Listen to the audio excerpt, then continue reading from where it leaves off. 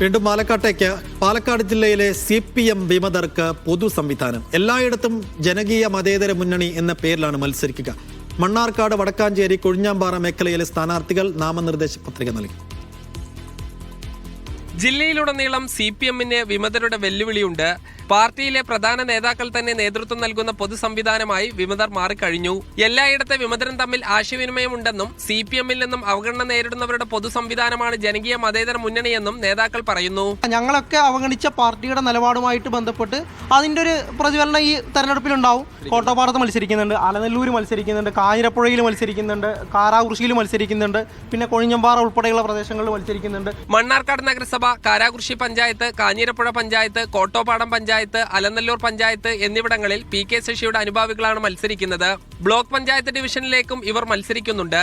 മുൻ Vadakkanchery area secretary K ബാലന്റെ നേതൃത്വത്തിലാണ് വടക്കഞ്ചേരി, കിഴക്കഞ്ചേരി മേഖലയിലെ വിമതർ മത്സരിക്കുന്നത്. നിലവിലെ പഞ്ചായത്ത് പ്രസിഡന്റും CPM ചിറ്റൂർ ഏരിയ കമ്മിറ്റി അംഗവുമായ M സതീശന്റെ നേതൃത്വത്തിലാണ് കൊഴിഞ്ഞാമ്പാറയിലെ വിമതർ മത്സരിക്കുന്നത്. ജില്ലയിലെ മറ്റ് സ്ഥലത്തെ വിമതരെയും ജനകീയ മതേതര മുന്നണി സമീപിക്കുന്നുണ്ട്. മിക്ക സ്ഥലത്തും വിമതരുടെ കൂട്ടായ്മയും UDF-ഉം ഒരുമിച്ചാണ് മത്സരിക്കുന്നത്. CPM-ഉമായി അകന്നു നിൽക്കുന്നവർ പുതിയ പാർട്ടി രൂപീകരിക്കുമോ എന്നാണ് കാത്തിരുന്ന് കാണേണ്ടത്. മീഡിയ 1 പാലക്കാട്.